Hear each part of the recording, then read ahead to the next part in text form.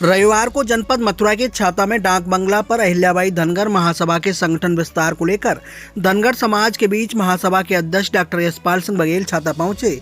यशपाल बघेल का धनगर समाज के लोगों ने साफा दुपट्टा पहनाकर जोरदार स्वागत किया। सर्वप्रथम छाता विधानसभा क्षेत्र के धनगर समाज के लोगों के द्वारा अहिल्याबाई धनगर महासभा के अध्यक्ष व राष्ट्रीय लोकदल के राष्ट्रीय महासचिव राजमाता अहिल्याबाई होलकर की तस्वीर पर दीप प्रज्वलित पुष्प अर्पित करके कार्यक्रम की शुरुआत की। बैठक में सभी के द्वारा धनगर समाज के संगठन को मजबूत करने पर जोर दिया और समाज को ऊंचाइयों तक पहुंचाने में अहम भूमिका योगदान मांगा। बैठक की अध्यक्षता बुद्धा बाबा के द्वारा की गई। धनगर समाज के लोगों ने कहा, जो समाज के काम नहीं आए वह व्यक्ति घर का न घाट का। कुछ लोगों ने कहा कि हम अनपढ़ जरूर हैं पर समाज सेवा में आगे हैं। सभी लोग जिम्मेदारी से समाज के हित में कार्य करेंगे, समर्पित रहेंगे, मिलजुल कर कार्य करेंगे तो निश्चित ही हमारे धनगर समाज का संगठन मजबूत होगा। युवा बघेल ने कहा कि अगर सभी लोग एक साथ चलने का काम करेंगे तो निश्चित ही मथुरा जिले की राजनीति में हमारा समाज भी आगे आएगा। धनगर समाज राजनीति का शून्य जिसके पीछे लग जाएगा उसे आगे बढ़ा देगा और गुणवान में आ जाएगा उसे घटा देगा। अब आज छाता आगमन हुआ है और अपने समाज के बीच में आए हैं आप, क्या कुछ कहेंगे आज छाता में आकर के? आज छाता क्षेत्र में छाता विधानसभा की अहिल्याबाई धनगर महासभा की कार्यकारिणी का गठन किया गया है, जिसमें राजवीर सिंह धनगर को अध्यक्ष बनाया गया है और मोहन सिंह धनगर को महामंत्री बनाया गया है। और कार्यकारिणी का गठन लोगों की सहमति लेकर हमने किया है। ये एक नया प्रयोग है, अन्यथा सामाजिक संगठन चिट्ठी जारी कर देते हैं और उसके बाद वो कार्यक्रम चलता है।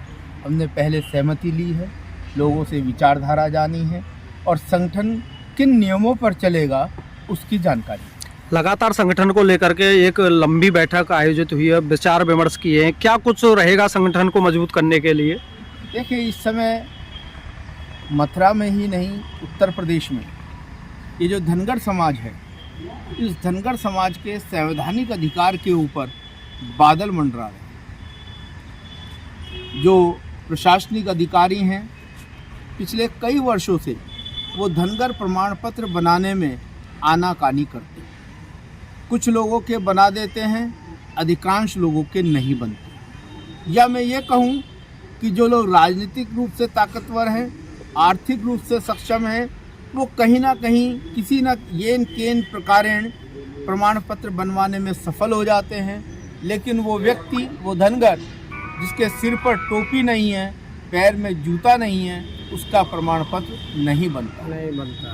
तो धनगर प्रमाण पत्र के ऊपर अभी पहले एक लेटर आया था जून में, 16 जून को, उसके बाद 7 जुलाई को लेटर आया और अब 26 दिसंबर को, आज से 10 दिन ही आप मान लीजिए, पहले एक चिट्ठी आई है जिसमें सरकार ने जो पत्र जारी किया है, जो अपर सचिव हैं समाज कल्याण के लू साहब, उन्होंने पत्र जारी किया है और उन्होंने प्रमाण पत्र बनाने की प्रक्रिया को इतना जटिल कर दिया है कि मेरा साधारण धनगर उस प्रमाण पत्र को बनवा नहीं पाएंगे।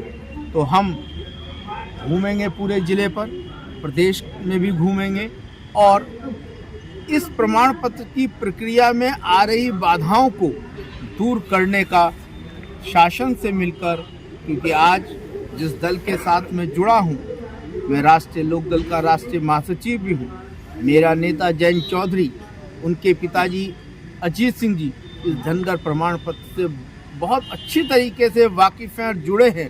2009 में चौधरी अजीत सिंह ने मथुरा की धरती पर धनगरों का साथ दिया था, जो एक इतिहास बना था। उनसे बातचीत कर मैं पुनः इस आंदोलन को चलाऊंगा और आपके माध्यम से मैं अपने मुख्यमंत्री से भी ये मांग करूंगा